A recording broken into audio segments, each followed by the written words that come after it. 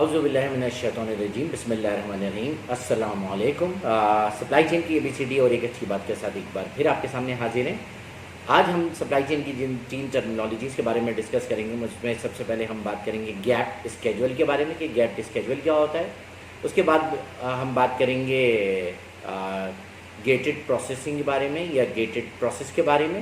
اور تیسرے نمبر پہ ہم بات کریں گے، جو تیسری ٹرمینالوجی ڈسکس کریں گے وہ کریں گے گروپ ٹیکنالوجی کے بارے میں، جس کو شارٹ فارم میں ہم GTP کہتے ہیں. سب سے پہلے گیپ اسکیجول کے بارے میں اگر بات کرتے ہیں. گیپ اسکیجول کیا ہے؟ ایک اسکیجولنگ کا ایک پروسیس ہے. یعنی سپلائی چین میں جو پروڈکشن پلاننگ یا پروڈکشن ایگزیکیوشن جو ہوتی ہے، اس میں اس جاب کو یا اس پروسیس کو اسکیجولنگ کرنے کا ایک طریقہ ہے. گیپ اسکیجولنگ کا کیا مطلب ہے؟ گیپ اسکیجولنگ کا مطلب یہ ہے کہ کسی ایک پارٹ جو کہ کسی لاٹ کا ہے، کوئی ایک پارٹ جو کسی ایک لاٹ کا ہے، اس پہ پورا ایک پہلے پروسیس کمپلیٹ ہوگا اور دوسرا پروسیس شروع ہونے سے پہلے اس میں کوئی نہ کوئی گیپ ہوگا. یعنی there is a time lap between the completion of the first operation and the beginning of the second operation.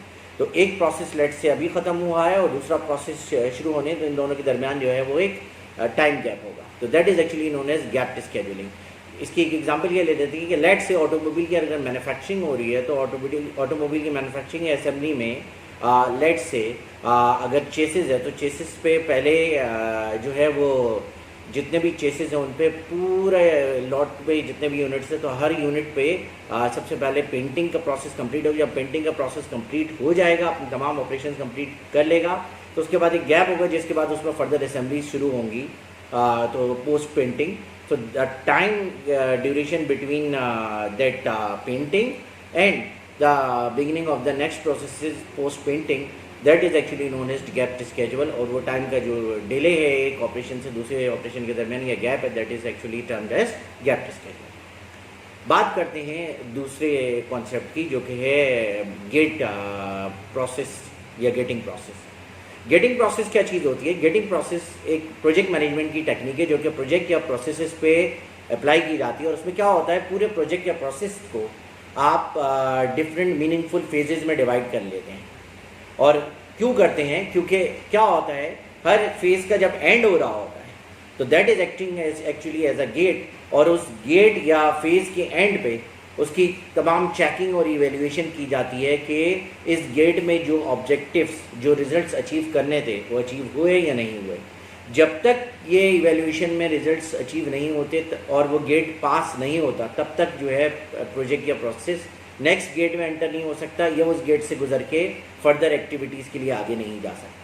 تو that is actually known as gating process, یا اسے گیٹ کنٹرول سسٹم بھی کہتے ہیں، کہ آپ اپنے پورے پروجیکٹ کو ڈفرینٹ گیٹس میں ڈیوائڈ کر دیتے ہیں. ایک ایگزامپل اس کی بھی دے دیتا ہوں کہ لیٹ سے آپ کسی پروجیکٹ کی فیزیبلٹی دیکھ رہے ہیں، تو فیزیبلٹی گیٹ جب تک پاس نہیں ہوگا تب تک آپ کیپیبلٹی فیز میں انٹر نہیں ہوں گے. یعنی جب تک اس پروجیکٹ کی فیزیبلٹی میں جتنے چیک اینڈ کنٹرول میکینزم جو ایویلیوشن ہم نے کرنی ہے، جب تک وہ اس کو کوالیفائی نہیں کرے گی تب تک جو ہے ہم کیپیبلٹی فیز میں دیکھیں گے بھی نہیں اس کو. تو that is actually technique which is known as gating process اور gate control mechanism.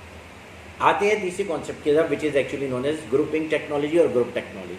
Group technology کیا ہے؟ ایک ایسا کانسیپٹ ہے جس میں پارٹ یا جو یونٹس یا فنش گڈ جو ہیں ان کو ہم ایک گروپ میں کلاسیفائی کر دیتے ہیں on the basis of similarities in terms of their design, in terms of their manufacturing اور پروڈکشن پروسیسز اور on any other characteristics. So کیا کرتے ہیں کہ on the basis of their similar characteristics or the similarities in design or the manufacturing methodology، ان کی ایک part family یا product family بنا لیتے ہیں اور ان کو ایک جگہ گروپ کر لیتے ہیں. That is actually known as grouping technology.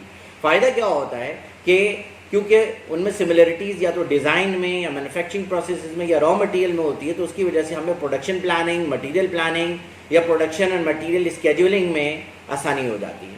اور ہم اس کو MPS اور MRP پہ جو ہے بڑے اچھے طریقے سے ایک طرح سے میپ کر کے ان تمام جو مٹیریل، ان تمام یونٹس کی، ان تمام پارٹس کی، ان تمام فنش گڈس کی جو گروپنگ ٹیکنالوجی میں ایک ہی گروپ میں آتے ہیں، ان کی اسکیجولنگ میں ہمیں آسانی ہو جاتی ہے اور اس سے چینج اوورز وغیرہ ریڈیوس ہوتے ہیں اور ایک طرح سے کیپیسٹی انکریز کر سکتے ہیں آپ. تو group technology is actually the phenomena by which on the basis of the similarities between parts on the basis of their design اور مینوفیکچرنگ پروسیس اور را مٹیریلس آپ کیا کہتے ہیں ان کو ایک گروپ میں کلاسیفائی کرتے ہیں. تو that is actually known as group technology.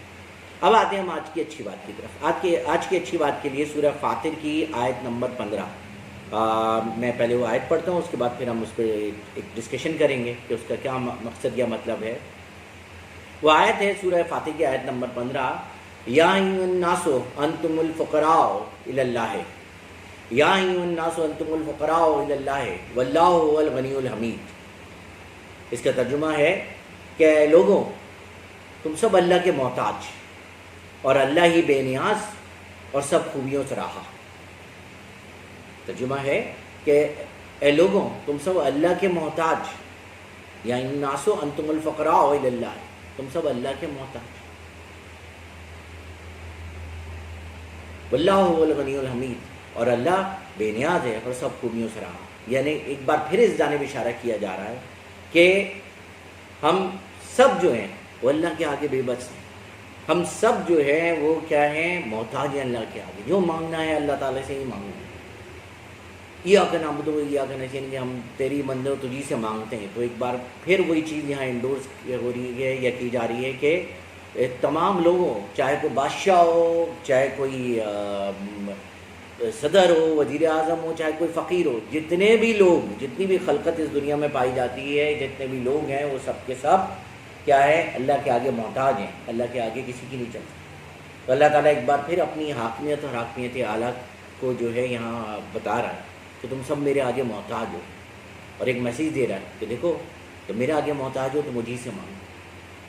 اور دوسری چیز یہ ہے, یہ بتایا جا رہا ہے کہ اللہ تعالیٰ بے نیاز ہے اور سب خوبیوں سے رہا, کہ تمام کی تمام حمد و ثنا, تمام کی تمام تعریفیں اللہ تعالیٰ کے لیے ہیں. ساری کی ساری تعریفیں اللہ تعالیٰ کے لیے ہی ہیں. کیوں؟ وہ سپریم بادشاہ ہے, وہ تمام کائناتوں کا بادشاہ. تو یہی بتایا جا رہا ہے یہاں کہ اس کے آگے کسی کی نہیں چل سکتی. تم سب لوگ اس کے آگے محتاج ہو, اور اگر مانگنا ہے تو اسی سے مانگو اور اسی کی حمد و ثنا کرو. تو اس میسج کے ساتھ آج جو ہے میں پھر آپ سے اجازت چاہوں گا. کل جو ہے وہ سپلائی چین کی مزید 3 ٹرمنالوجیز اور ایک اچھی بات کے ساتھ پھر حاضر ہوں گے. اپنا خیال رکھیے گا. اللہ حافظ.